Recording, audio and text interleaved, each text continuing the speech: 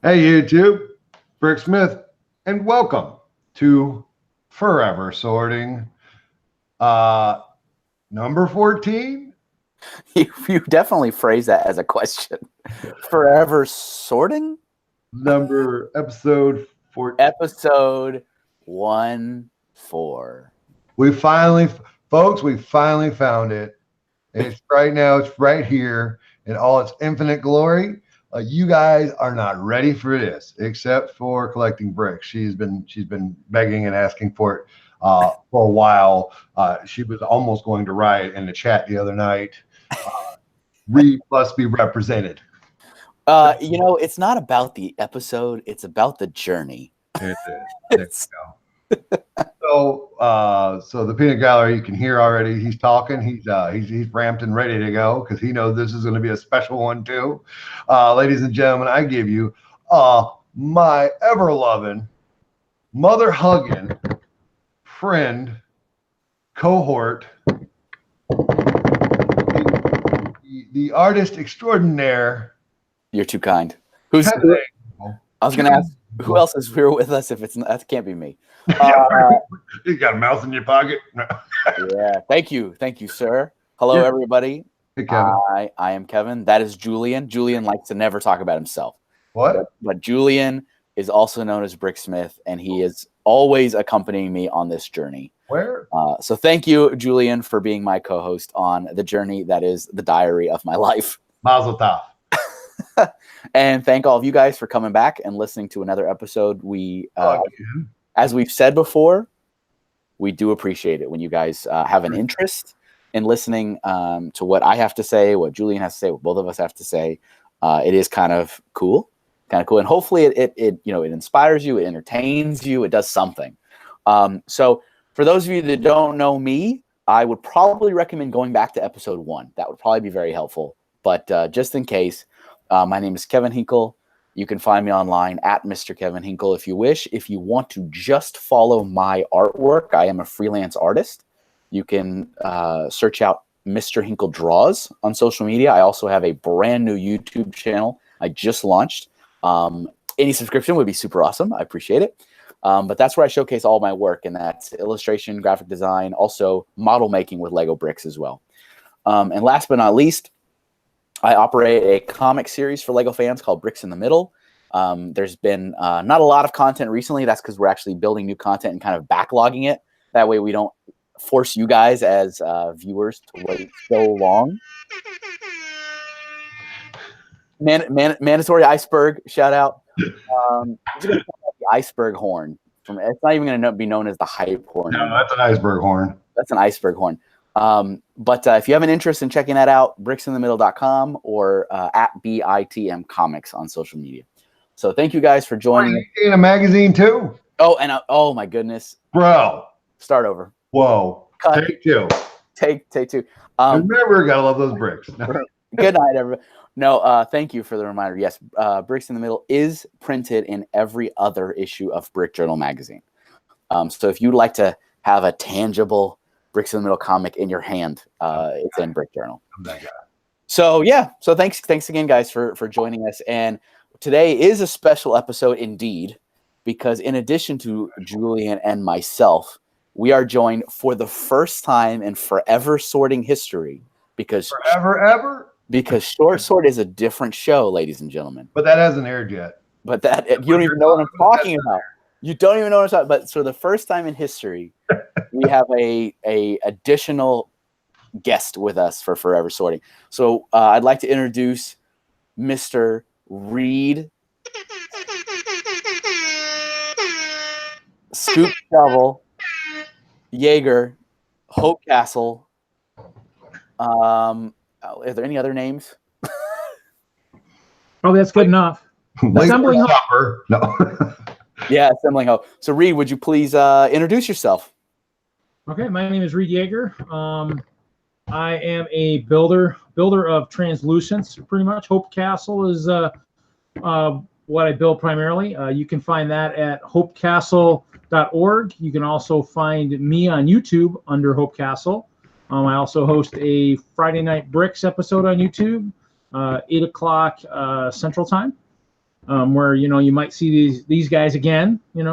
If you want to join in and watch us, and that's pretty much it. I go by Scoop Shovel, and then I also have a companion that'll join me on the stream. He's back here in the tree. Chester the Scoop. Nuts. Sorry, I walked over his name, but that guy is nuts. Well, he does like nuts. He does. That's why he hangs out with me, because I'm the nut. There you go. That's great. So, that's awesome. Real quick, Kevin, I'm going to go ahead and take over again. I know we didn't plan this properly, but of course. We work best without properly planning. And yeah. Are you taking notes this time, Kev, so we can make sure we don't screw up something? Yes. So when we last left Kevin, I don't know where we were. All I know is he had already done a week at the Arizona store. Yep. And he was getting things finished up and prepped. And there's no way he could have got to Arizona without a little help from his friends. Exactly. Yeah. So as I start retailing, Reed, feel free to interrupt me. You can feel free to correct me if I'm mistaken, or add extra perspective. And for you guys, I am going to be putting together a couple brickheads while we're talking. So I'm not sorting again. I'm sorry. This is my second time to not be sorting on Forever Sorting. So what are you building there? But I have a Star-Lord. I know him. And then I have Iron Man. I like you got it. What camera do you have? That was focused very quickly. Was that good? That's a Logitech. Well, which one? I got a Logitech. I don't know. Okay, well, folks, what kind of camera do you use? Do you have a Logitech, or do you have something better or different? Yeah, I don't know off the top of my head. I'm not that savvy. Okay. But I'm learning. See, that's why I also have this contraption here. I bought a microphone too, so I'm learning this whole environment. So yeah, I had been whisked away to the wonderful land of Chandler, Arizona, and I spent a week working in the store. As you guys will remember from episode 13, coming across quite a few interesting issues, kind of getting a handle for what awaited me. Heavy stuff. I was still excited. I mean, I don't want to downplay that. I was excited at the prospect of I finally have an opportunity to be a store manager for the Lego group. I finally have a store that's my store. I can prove myself. I did it, right? I started as a part-time sales associate, and I moved up to supervisor. I moved up to assistant manager, and now I finally get a chance to be a store manager. His way. Sorry.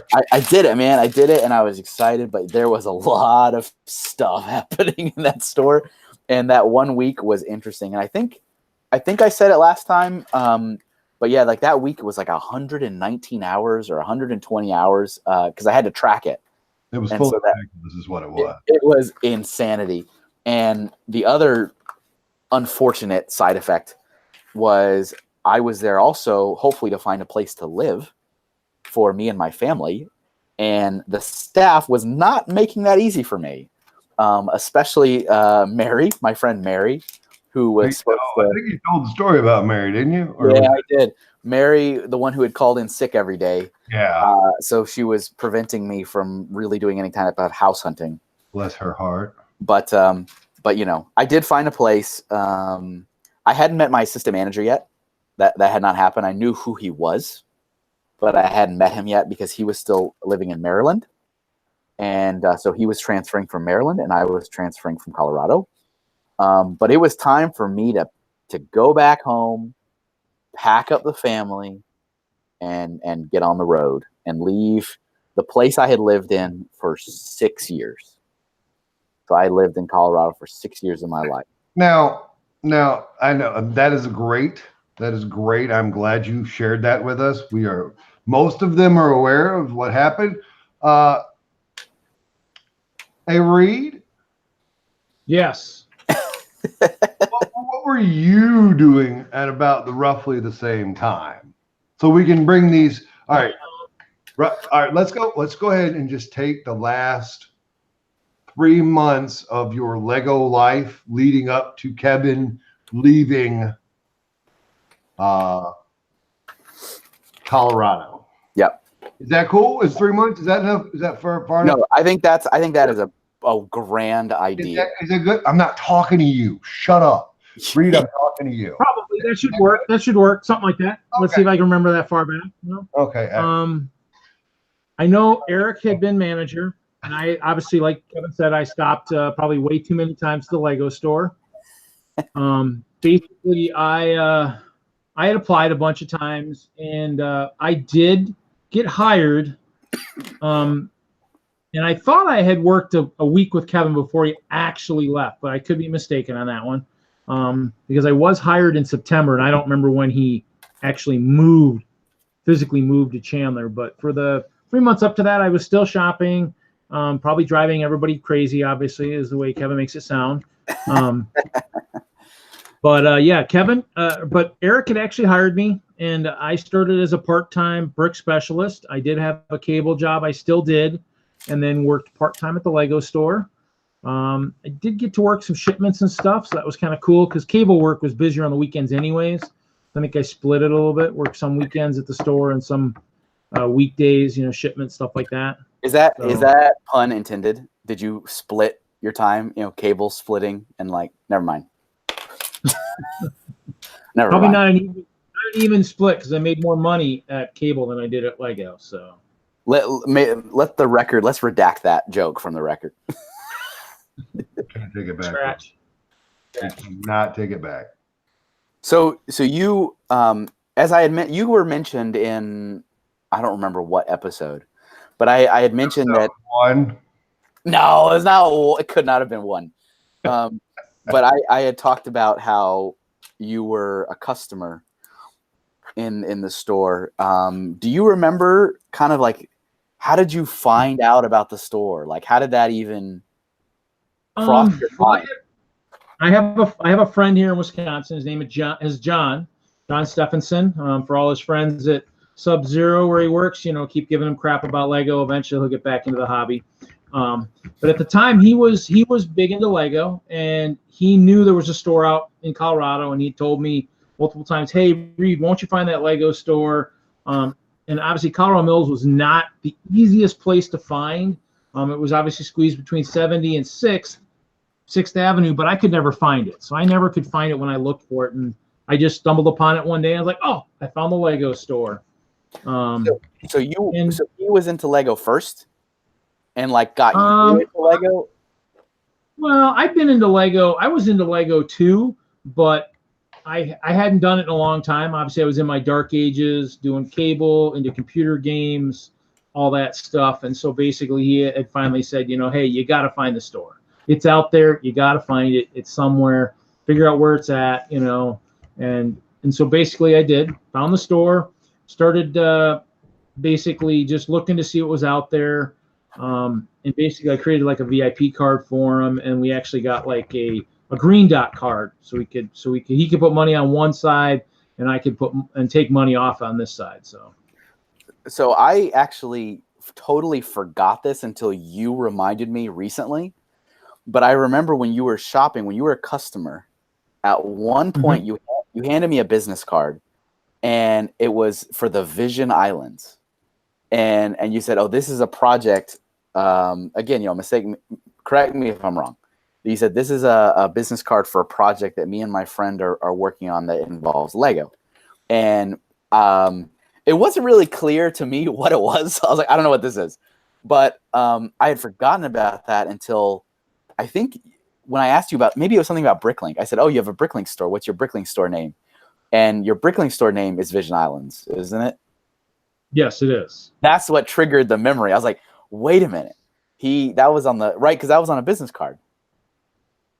Yeah, yep. And actually, I was looking for it. I had one at one time. I don't know where it went to. But I was actually going to look for something even funnier, but we'll see if I can find it. But yeah, so it was one of those things where I did have that card. It was a project. That was the name we had come up with, John and I. His sister out east, out in the Boston area, was also going to be part of this. And she talks to him a fair amount and finds him Lego all the time. So it was going to be a good partnership. She was going to be able to locate Lego in another part of the country that maybe we couldn't get to. So I remember when you gave that to, I don't know if it was me, it might have been me, but you gave it to somebody in the store. And again, this is you as a customer, we're as employees, and this is, everyday life. And we had, I don't know if people remember the photo album episode, but how could you forget? How could you forget such a memorable episode? But in the layout of the store, there was like a black mesh tower in the middle of the store, or like in the far middle back. And then there was the two registers, register on one side, register on the other side. That was kind of the layout. And on the around the side where the employees were standing, there was like the bags and, supplies and stuff like that. And I remember when you gave, like I said, somebody the card, whether it was me or somebody else, we put it in that little rack with all the supplies, like with the loyalty cards, the stamps, the pins, and it actually stayed there for a very long time. Like it was just like a part of the store. Like it was like people were like, "What's this?" And we go, "Oh, that's Reed's business card." And they're like, "What does that mean?" And it's like, "Oh, it's this project thing." I mean, I haven't gone to the website, so I don't really know what it is. But I remember that card like kind of, lived in that area of the register for a very long time. That's cool. Awesome. So you started shopping, you started stopping by, and were you visiting like on your in between jobs and stuff like that, right? Because you're a cable guy, so you're in between, Probably whenever I had time. I mean, if I was working in Boulder, I would have hit the store every time on the way home. Because obviously I lived in the South for at least that early part, and so I would basically, if I was working in Boulder, I'd stop by the store on the way home every night. So, but I probably stop whenever I could. I mean, if I knew there was a sale coming up. Did you just say you'd stop every night? I remember I wasn't going to interrupt. I had to. You know me. I had to. But I do think there was. I mean, at some point I remember, because I remember talking with somebody else. Maybe it was Robert. But someone was like, "Has Reed been in every day this week?" I remember that conversation happened at some point. I remember it. It got better after my friends, Kevin would tell me, hey, there's a sale coming up here in a week. You might want to check back, or hey, we got a shipment coming. You might want to stop back and check. So, obviously, Kevin sold me a fair amount of stuff too. Hey, you want to buy this Imperial shuttle? It's damaged. It's like 30% off. Come on. I think you really need this. I'd be like, oh, okay, I'll get it. And I think it's still somewhere in my collection. I have not gotten rid of it. I don't think I've built it. It's still a sealed box somewhere. That's awesome. So if I recall correctly, another big step in your evolution as a fan. I mean, you can of course speak to this more than I can because it's you. But to my perspective, another big evolution of you as an AFL, as a more involved customer, is when Lego released the collector's guidebook.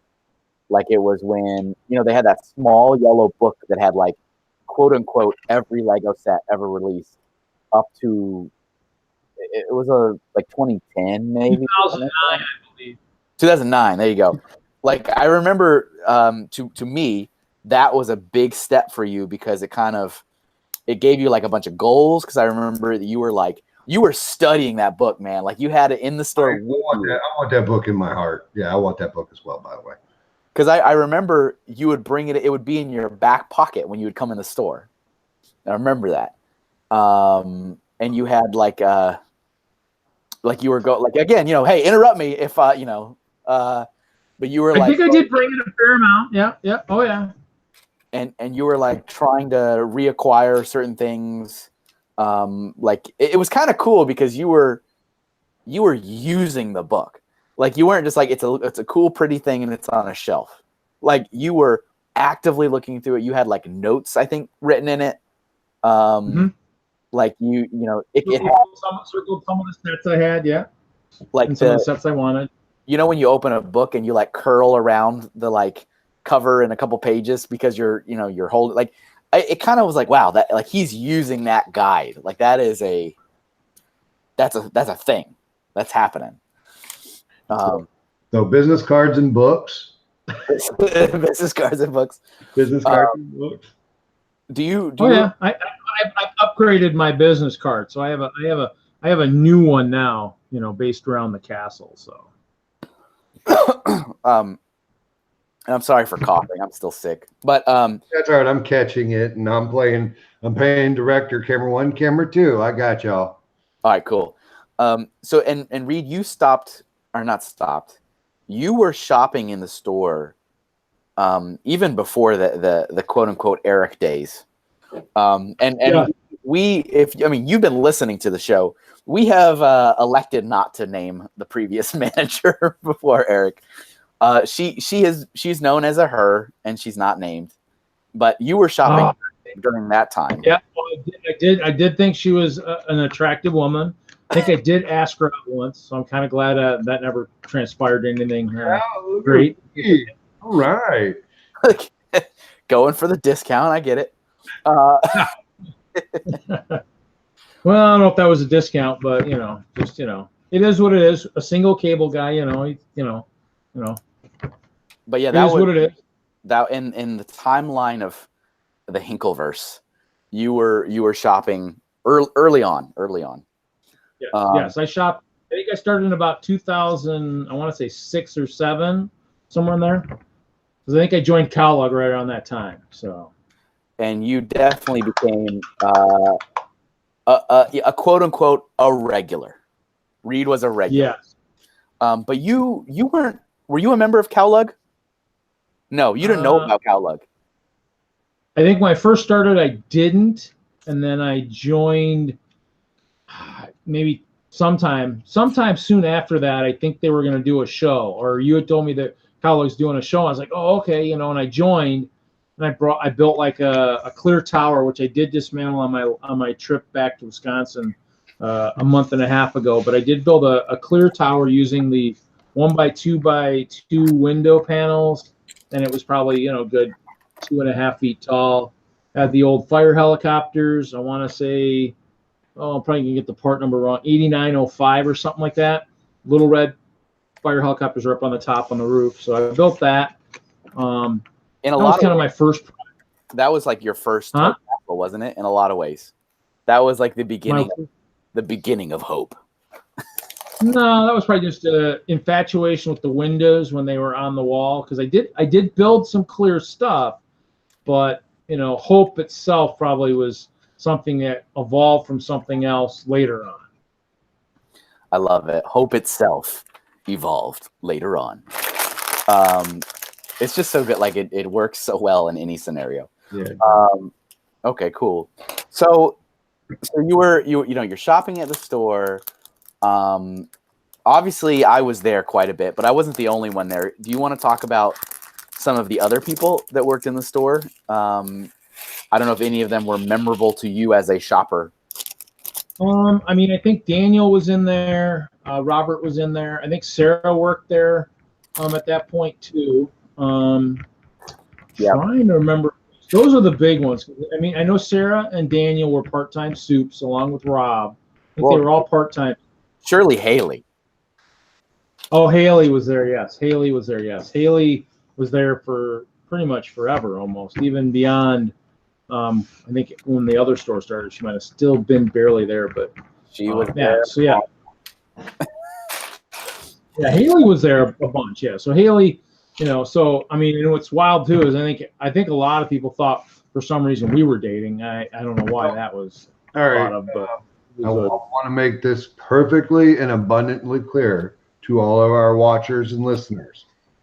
The Haley in which these two gentlemen are talking about is not and has no correlation or connection with Haley Briggs, Eyeball from Texas, who works for Lego. No, not the same one. But I was pleasantly surprised to learn that she at one point in her Lego career, worked for the Lego store in Baybrook in Texas. I thought that was very interesting. That's for a different time, ladies and gentlemen. So thank you for clearing that up. Not a problem. Yeah, yes. Sorry. That's a good question. So I'm trying to think. As I've mentioned to Julian several times, I have a hesitation in my tales to go too far because I just feel like I forget interesting little tidbits. And I know that there's always the option of a flashback, which is what everybody has already, I think, listened to at least one. There might be another one coming. I don't even know it anymore. You got the Q&As and flashbacks. We're everywhere. Okay, this is episode 14. However, there are 19 on the playlist. Yeah, that's great. Good job. Good job. So I'm wondering if there's anything else, Reed, that you'd like to share up to you helping me move. I am dying to hear that story, by the way. We have been talking for 23 minutes, folks, and I am in just as much dire straits to hear the story as you guys are. I love it. Yes, Kevin wants to make sure that we don't miss anything when it comes to Reed. I'm trying to figure out what the time frame is. I think the one thing to maybe include there too is because at one point, because this happened before I became an employee, grab bags were a big thing. So any of the people who remember the days of grab bags, I actually, when Kevin would say, "Hey, grab bags are coming out on Tuesday. Try and get down here as early as you can." We put them out. Let's see what's out there. And so what's wild is before I got to know one of the other Cowlug members, we went to the store the one day of grab bag days, and we're both standing at the gate looking, and I look over at him and I go, "Are you here for grab bags?" Like, "Oh yeah, I'm here for grab bags." I'm like, "Really? I guess we'll have to see how many we have today." And so we go in there, and this is Mark Mancuso, a Cowlug member and a good friend these days. But he and I went in there, and they had a big round bin of grab bags, and we were like, what do you say we split these down the middle? And they had no limits at the time, which Ralph will enjoy, Ralph will love. It's like, "Oh, I got limited." So, but this is before limits existed. And so we split it down the middle. I bought mine, took him to the car. Mark took his, he left. I made the mistake of going back into the store, and I might have been a slow day, maybe it wasn't working, and I hung out with Kevin all day. So, and talked and all that stuff, and got to hear all the customers come in and go, "Hey, yeah, where are the grab bags?" And Kevin's like, "Yeah, we sold them already." And they're like, "Already? I mean, it's barely past open. I mean, or whatever." And I was like, I'm just looking there, and I'm not saying a word. I'm just being myself, not saying anything. And then at one point, I think later in the day, while I was still there, I spent a lot of time there looking at the sale items, talking, whatever, spent my time there. But at one point, I think another employee had actually, a customer asked too, and said, "Oh yeah, 2 people bought them all." "Oh, you let 2 people buy them all?" And freaked out. I was standing there going, "Oh, that was a TMI. Too much information to the." Kevin didn't do that. Kevin did not say that. Now, okay. Wasn't that Kevin? It was somebody else. I hate to cut you off, but I have a question, and I need Kevin to answer. I know Reed could answer it, but I always go to Kevin for these. So I'm going to ask Kevin. Hey, Kevin. Yes. For our uneducated viewers, and I'm not one of them, what's a grab bag? That's a great question. I'm wondering if I think maybe Reed's going to go try to find a physical example of one. Yeah. So what? Reed's gone. Don't look at me. Look at me, everyone. It's over now. And thanks for everybody for joining. Okay, awesome. Yeah, Reed has a physical example that you may. I'm going to put him up while you talk. Perfect. So a Lego brick grab bag. This is a very beloved relic from Lego stores, Lego brand retail stores history. Yeah, I'm a fan. So once upon a time, and there's actually 2 versions of that bag. There's one where it's all black, like the logo is black and white. And then there's that like the colored version. So in a Lego store, in a toy store, in any store, doesn't matter, you have, excuse me, you have damaged goods. Damaged goods could be a little kid decided to jam their thumb into a box on the shelf. It could be something arrived in a shipment from the distribution center and a forklift ran through it. Oh, you know. A product that has actually been returned by a parent because their child just so happened to open it, start building it, and then realize they already have it, and bring it back. So that happens. And there's also what I think most people think about, which is the display models. A Lego set built on display in the store. Mm-hmm. Where does that go when it's done? So the Lego stores, still to this day, collect all that stuff somewhere. So once upon a time, there would be kind of a big plastic Sterilite bin, like the bins that you've seen me, use here in my basement. Yeah. There would be a big bin in the back stock room, and any damaged Lego products would get accumulated in that bin. Now, what's interesting is I remember, that was an excellent story read because it jogs some memories again. That's what I love. Yep. That was back when we as a store kind of set our own self-standard of, I think it was once a month, maybe, where we said the first Tuesday of the month or something. There was some arbitrary date. And it was not a corporate decision. It was not a district. It was we as a store made this decision. We said, well, to be fair, we're going to tell everyone we put out our grab bags on this day. Now, what a grab bag is once a month, we would take all the stuff in that bin, all the damaged Lego, and we'd break it all down. We make sure it's all singular parts, and we'd scoop it into these bags. We would seal the bag. We would tape the bag with like packaging tape so that you can't open it. And then we'd slap a sticker on it, and I think it was like $7. No, it was $7.99. But $7.99. But I remember that when we first had them, it was $1 cheaper. Oh. And then over time, they said, we're going to raise them to $1. I'm like, it doesn't matter. It's still like $40 worth of parts. But it was actually, in my opinion, and remains true to this day, an excellent way to utilize product that you cannot sell otherwise. I completely concur. Make some money, make some customers happy. And usually these are AFOLs or collectors, that need these kind of more rare or hard to find pieces and very expensive sets. So, like I said, I think it was once a month we would have this rule as a store that whoever was working that day would put out the grab bags. And back then we didn't really have a lot. Like, I feel like the bin would maybe be half full, like the big bin. And so that would make, I don't know, a dozen, maybe 20 bags. And we'd scoop them in there. I mean, we put everything in there. There'd be minifig stuff in there. There'd be power function stuff in there. Whatever was accumulated would go in that bag. And obviously, for people that have been long time listeners to the show, will remember I started working in Lego in 2005. People were not shopping in Lego stores. This was like there wasn't a lot of return goods because there was not a lot of stuff selling to be returned in the first place. Yeah. There wasn't a lot of traffic in the stores. So there wasn't a lot of damaged displays or damaged boxes. So there wasn't a lot.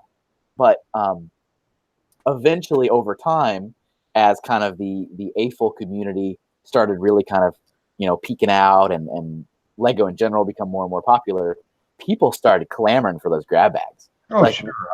That's something I missed that I absolutely wish Lego would bring back. Yeah. And so that it became dangerous because moreover, Kevin's just running off at the mouth. Kevin, why'd they stop them? Well, so that is a very interesting topic, and there are. I love throwing Lego under the bus. So why did they do something stupid, Kevin? So there are AFOL rumors, and there are theories as to why, which Lego won't go out of their way to disprove them, and then there's the truth. There's the real answer. Right. So I think it's important to share kind of what the theories are first. Okay. So people in the community, I've seen it written in forums. I've seen it discussed in person at events. The theories is that certain AFOLs in certain stores were being a little bit too bold and open about what they were getting in their grab bags. Like they were posting haul photos of all the pieces in a grab bag and showing how much of a deal they held over Lego. Look, I got $400 worth of stuff for only $7. Ha ha, sucker. Like they felt like they were being too brazen about what they were getting and too show offy. So Lego had to take it away because that was not okay. That's not real. That's a thing that's gone around, made the rounds. Nice. And there's a couple AFOLs that have in the past posted those photos, and they still to this day think that they are responsible for the discontinuation of those bags because of those photos. And it's like, well, no, it's not. There's also theories as to fairness and consistency. Like, well, not every store had them, or not, every store could do it. All those things are just, again, rumors, conjectures, not real. The reality of the situation is quality. So there was a once upon a time, I don't remember which year it was, but there was a audit. Somebody was walking through a Lego store, somebody very high up in the corporate chain, and they asked, what are these things? What are these bags here on the shelf? And they were explaining, oh, these are grab bags. This is what we do to, yada, yada, yada, what I already told you guys. Yeah. And they said, well, open it up. I want to take a look. And so they did. And unfortunately, they found items that should not have been in there. And so the sad thing is, and I can tell you as somebody who, worked in a store and, saw what was going in those bins, sometimes the staff were a little lazy. And so, if you got like a box and a forklift has run through it, there's probably going to be like some pallet splinters of wood maybe in there. Or actual brick did get damaged and it's like broken. And the staff, they were lazy. So they just poured it all in the thing. So they were finding little pieces of wood. They were finding there was a grab bag that there was a nail found in it. Like a pallet, like a wood pallet nail. Mm-hmm. There was paper clips. There was receipt paper, because also the other problem is some of the staff thought that this bin in the back where all these people, maybe that was a trash bin. Oh, so right. Throwing in, a little bubble gum wrapper. And so they did this audit and they found all this junk in the bag. And they said, you can't do this. You're selling consumers trash. And they desperately try to kind of make that business case of this is an isolated incident. This is not how it's supposed to go. Like, we can change. And the reality is they can't. They can't change. Oh, no. And once we get much, much further into our story, when we're like in the 2011, 2012 time, I will talk about how I tried to reopen that discussion. And we tried it again. And the collective, I mean, I don't want to single anybody out, but the collective staff of Lego stores failed a second time to not put proper things into they put everything in. They put trash, they put garbage, they put paper. And so that was found to be a no-no. And so the corporate arm swung down hard and said, no more grab bags, no exceptions. Wow. And the stores ever since then have been hard pressed to find a sustainable, efficient way to utilize their scrap. It goes a lot of different places, but that's why they're gone. Boo. So I'm sorry for cutting you off. He hit a nerve there with me, Reed. I knew about those bags. I heard about them. I've seen them in Lego halls, but I always wanted them. But let's go ahead and let's get this. I'm ready. I'm ready for the Reed story. Sorry, everybody. Kevin's long-winded. I'm sorry. Reed sat there quietly waiting. God bless you, Reed. Thank you for giving us the bag that Kevin couldn't come up with. So the grab bag, that was pretty much a dark day, because that pretty much ended the time where they were all going to be out at once. But it was one of those things where that was pretty much right. That was one of the major events before Kevin moved, because obviously I participated in one of the Master Build events, which I think he also mixed up. I think he said Yoda at Mills, but I think it was actually R2D2 because I know that because his wife and I helped take it apart. Was that the first one? He must have Yoda. Was R2 first? Was that the R2, first one? R2, yeah, R2 was first because I remember that. Okay. And I probably have pictures some, but I know your wife and I were pretty much the two that took it apart. So that was a long. Those are good. See, I forget these things. This is beautiful. I didn't even know Kevin's wife knew what Lego was. Well, I mean, she respects it, but she doesn't. Yeah. Yeah. Before we kill the grab bag discussion. I do. Are we already harkening back to that flashback, folks, from 5 minutes ago? Kevin, have the floor. Remember a couple minutes ago? Remember that one time? That was. Oh my goodness! See, I love it because you just triggered all these memories. Reed, that day.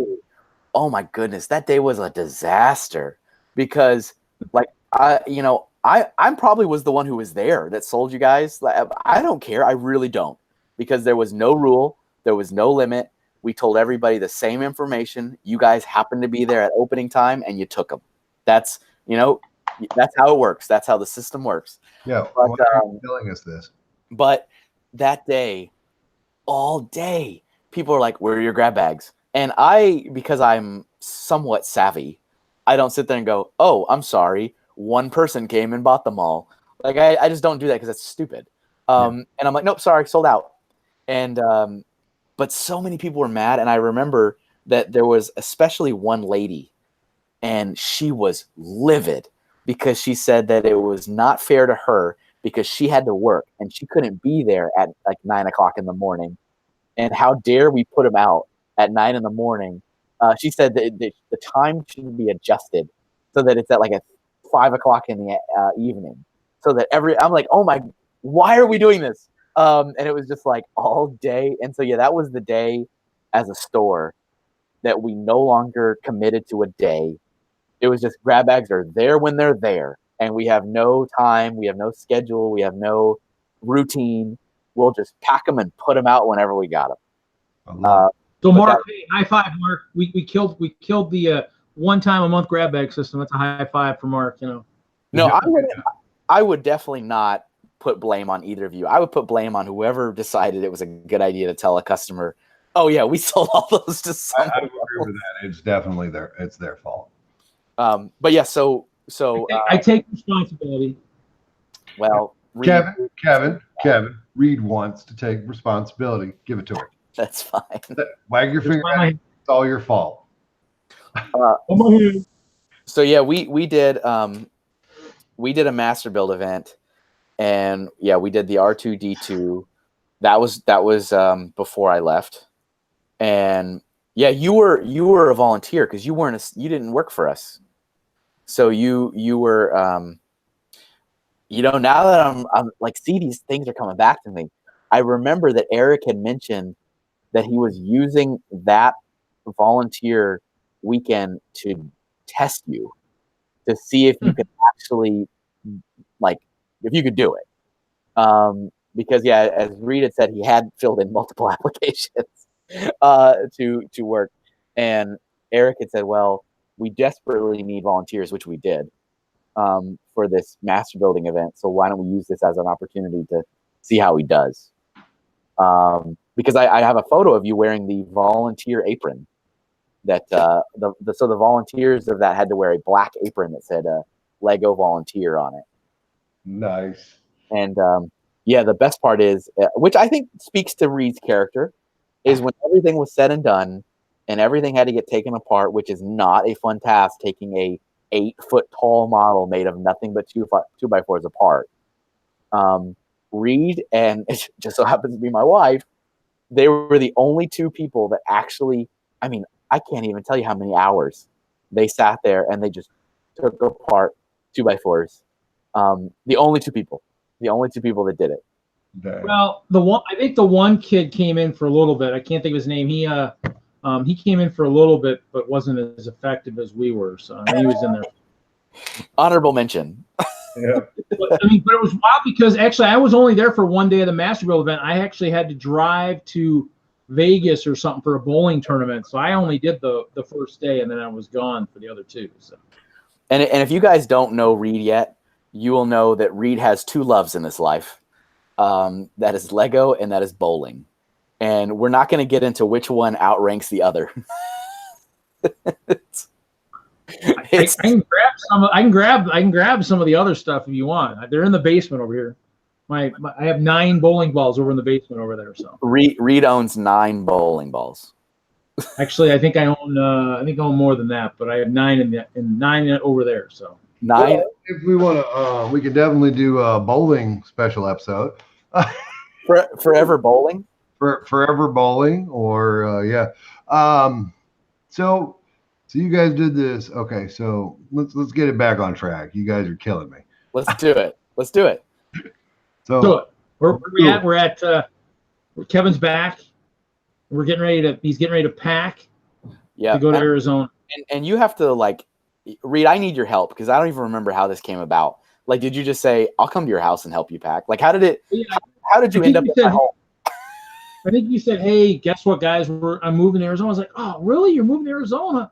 Oh, I'm going to miss all that fun. He says, well, what do you have to do? How much do you have? A lot of Lego that you got to pack or something? He said, well, I got a bunch of big sets I got to take apart. I was like, well, just let me know if you want some help. I can come over and help and take them apart, Yeah. And then there you were. Yeah, I kind of regret taking apart that Falcon. That was a lot of Technic. That should have taught me right then and there. Don't build Technic. Don't take apart Technic. Build it and leave it alone. Just throw it in the corner. Hope it just takes itself apart. I got a half-built robot over here. I'm done taking it apart. I just gave up. Yeah, my home in Colorado, my little townhouse thing, whatever you want to call it, was the single place that I, as a adult fan of Lego, have had the most models, like sets, built and on display in my life. That was like my first place. I had the Imperial Star Destroyer. I had the Millennium Falcon. I had dozens of Star Wars sets, creator sets, built and on shelves and bookcases. And I remember I had a coffee table in my living room, and it was useless because it had the Falcon and the Star Destroyer on it. I was like, this coffee table serves no purpose. It has 2 giant spaceships on it. And I can't even use it. I think I had the Imperial flagship built somewhere. I had 30 Lego sets, big Lego sets, just built and collecting dust. Let me ask you this, Kevin. The minifigs of those major sets that you had, now their hands are ripped off and put in a bin somewhere? Absolutely. So you can attest for that. Absolutely. No, I didn't give anything away. They're all still here. Reed. Shut up, Kevin. Reed, do you rip the hands off of minifigs? I don't. My ice bears would be pretty upset if I started ripping off their hands. They'd be, it'd be tough for them to eat. Tough to fend for themselves when the enemy suddenly just appears in their storage box. Yeah, So you're gotta hold their bows.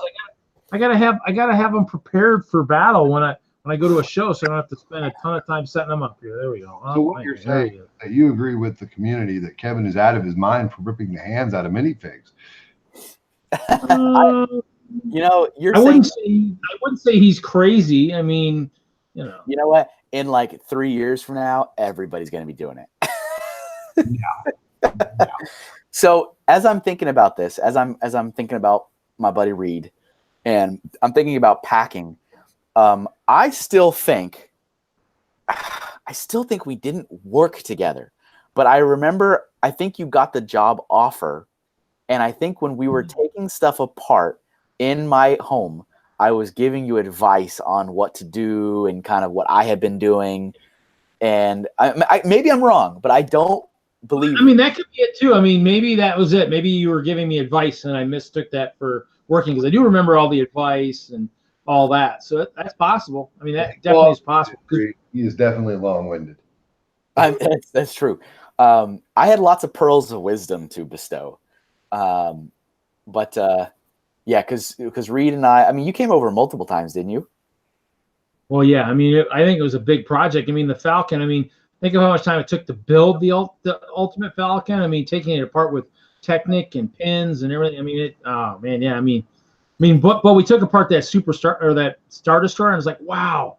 If I'd have known there was this many cool pieces, I would have bought one. And they were on the shelf forever. Yeah, on the sales shelf. Death by Technic. Yeah, for sure. Because I remember us having a lot of work talk, like when we were sitting on my living room floor taking Lego sets apart, and that was a lot of my time. Was my wife was packing like real things, like kitchenware, utensils, and family portraits and children's clothing, and I'm taking apart plastic toys that are assembled all over my home. And I wasn't really. None of this existed. There was no such thing as this. This was like, I think maybe I had maybe 2 or 3 Sterilite bins or something like that, because a lot of my stuff was built. That didn't even exist later on when I helped you move another time. Those didn't exist. So that'll be that in a couple of years from now. 5. That's like probably 12 episodes before we get to that too again. So, that's a ways out. It literally is like 80. Yeah, I'm 106. But yeah, we did a lot of shop talk. It was good though. I think it was nice to have some help. And as I mentioned before, I feel like Reed and my relationship changed that weekend or that week or however long it was, for the better. And we definitely exchanged information before I moved.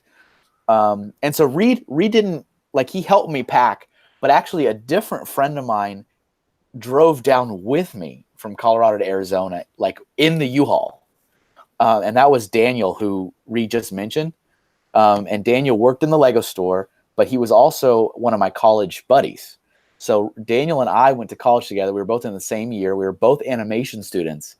And there was a time when my old boss before Eric was like, we desperately need some new people. Do you have anybody you recommend? And I remember going to school going, hey, Dan, you want to work at the Lego store? And he's like, yeah, that works. And I just recommended him and he got a job. He was a really good worker, all the way up through. I still know him. He's awesome. Yeah. But yeah, Reed helped me pack all my Lego stuff away. And a lot of those boxes, this is just tragic. A lot of those boxes that we packaged and taped in Colorado did not get reopened until I moved here to Connecticut. And wow. And then they didn't get built. They just got subjugated into bins. It's so tragic. Because we at the time, I thought I'm going to rebuild all these sets. So I got kind of smallish or right size cardboard boxes to pack the sets. And I would try to keep the sets separate in the boxes so that I could rebuild the sets. And so, I was even labeling on the boxes, like the product number, the product name. Nice. And it's so sad. So many of those boxes literally did not get open until Connecticut. And so this is me moving in 2008, 9. I'm trying to remember. And I didn't move to Connecticut until 2011. And so, and there's actually a really funny story that I'm not going to get into now. No. But speaking of Daniel, he hid a thing in one of my boxes, and I did not find it until I moved here. And that is we could do a whole episode on that thing. Let's do get Daniel and let's go. Friday Night Bricks. I think he mentions that on a Friday Night Bricks at some point, I think. And it is so funny. And I think Reed for bringing that up, him mentioning it on a Friday Night Bricks. That is the reason why I confronted Kevin, and confront's a bad word. I said to Kevin, I says to him, I says, you do all this talking and story time on the live streams. We need to get it all in one place, and you can, in that way it'll be there for future generations to understand the struggle and the gloriness of working for Lego. And Kevin was like, "Yeah, let's do the damn thing." Now, Kevin. Yes. Is the Daniel in which you speak the same one that we go, damn, Daniel? Is that? No, that's a different one. That is. I just want to make sure. That's a different one. And so, pardon my etiquette. Do you know how long we're in this episode so far? I've been writing it in the internal chat. Have you not? I'm sorry. See, this is why I'm breaking etiquette right now. Okay, bro, do better. Okay. Yeah, we are literally as far into this thing as we can be, and it's getting close to closing time. It's getting, but yeah. So this is what's important for everybody to know, and the reason why I wanted Reed to join us on this episode is because this is at a point in my life where our relationship changed, and it's kind of been evolving since then. Up to that point. Because people have mentioned, like, you haven't mentioned Reed. I'm like, because he wasn't really important yet. It was like he was this guy. He was there. And I don't mean that. I don't mean it in offense, but it's just like he was there. He bought stuff.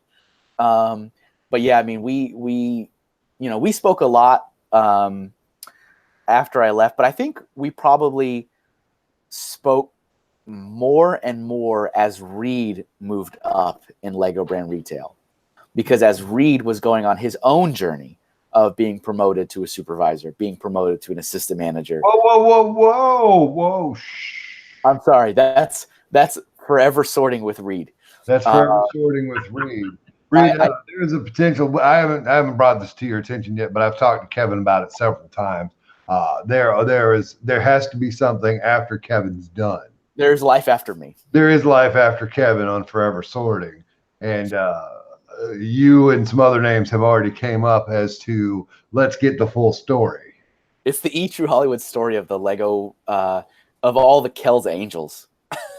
Yes. Nailed it.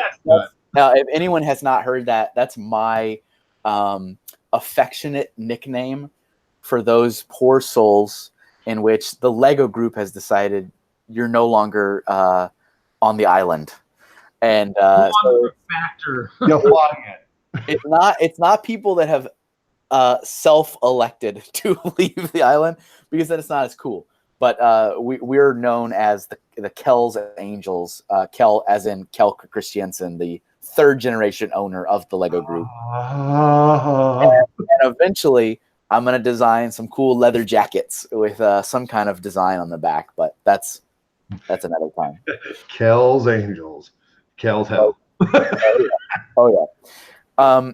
But yeah, so as he was doing his own, I think that's when we talked more, because of course, Reed was asking for advice. I was happy to give it, and like also giving perspective on the stuff he was going through in the store. Especially as he started working directly for Eric, because I worked directly for Eric. So then it's like that connection kind of, grew stronger. But and that's where all these stories came out about probably the manager too, the old manager. We got to talk about the old manager, and also I'm like, oh, really? Oh, okay. That's when I guess that makes sense on that sale day now. Okay, that makes sense. All the curtain is gone. So yeah, but yeah, I mean, the whole time that I was there, up until when I moved away, I mean, again, for people to kind of get their head into where we're at, that was still an outlet store. I'm pretty confident maybe it was right when it dropped the outlet, but it was still very ugly. It was not like a regular Lego store. It had not gotten its official remodel yet. That is years later, long after I'm gone. But I think, Reed, when you started working there, they were no longer known as the outlet store. I think it was now just Lego. Like they took that sign off the top, and it was no longer outlet. No, I think it still had that. I think it had that sign, outlet store, until they moved across the way, and then when they remodeled, it was there, because it was there the whole time. Even because I have pictures when we did the mini build with Eric. I mean, we had the outlet store, had the lines. I was going to look for pictures of even the grab bag stuff, but it didn't like it. So maybe another time. Maybe in the series with me. Yeah. Yes. I think Reed's on board. I think he just signed off. Sold. So I think, obviously we've been going on I think it's been great though. We've been going on in a wonderful different ways today. I think we've probably run over the time for the last couple episodes at least. I don't know about that. I think you might. Okay. Is there anything else that again, for your sake, Reed, this is me getting in a U-Haul, driving away to Arizona. Is there any other important tidbits up to this point? I mean, not really. I mean, that was, it was basically like you said. He said, it was the friendship and all that. I mean, and the advice. I mean, because you're right. While we sat there and took apart stuff, that was the time to talk, and say, hey, this is what you need to look out for. Do this, do that. This is great. Keep doing what you're doing. But and you're right, and that's where I think the friendship really kind of grew. And maybe people don't even know. I mean, there's a massive age gap between Kevin and I. And when I first met him, I did think he was probably 10 years older than what he actually is. And so when I found out, I was like, wow. Same here. I really thought he was older than me. I think 20-year age gap there between the two of us. Yeah, it's the best. I think that's what's also really amazing about the Lego fan community. I guess any community, is that you have a common interest, a common thing you like, and you can see like a grandfather and a kid, and they're not related, but they're in the same room and they're like sharing building tips on how to make like a train, or it's just like all walks of life, all different career choices or career paths, any type of gender, any type of religion, any type of nationality. It's just like, it's amazing. It's together over one. But I can't interject, because for that master build event, they did give us some sets. And so this is kind of funny, because this set I still haven't built yet. But it's funny because I think Kevin might have given it to me. He says, here you go. This is for helping out. And this might have been maybe at the end of the event when there were people around me, somehow my name got drawn or whatever. Hands me a town plan. And I'm like, wow, this is so cool. Because then it was a damage set. The bottom had fallen out and all the bags had fallen out of it. I'm like, well, okay, not quite as cool as it was before. So that was what I got for helping out. So, and actually, maybe when I got that, I realized when it comes time to take apart, I need to help out. So that's awesome. That's wonderful. So I think, up to now, I think we're at a good resting place for episode 14. It feels good. It feels good to me. I feel like we've accomplished some major goals in our walk with our savior, Kevin A. Hinkle. With our savior. But yeah. And thanks for joining along, Reed. Appreciate it. He just took the words out of my mouth. I was going to be like, thank you, Reed. We appreciate you. No problem. And Chester's always. He didn't even talk about Chester. Chester doesn't come into the story for quite some time, but I figured I'd sneak him in a little bit.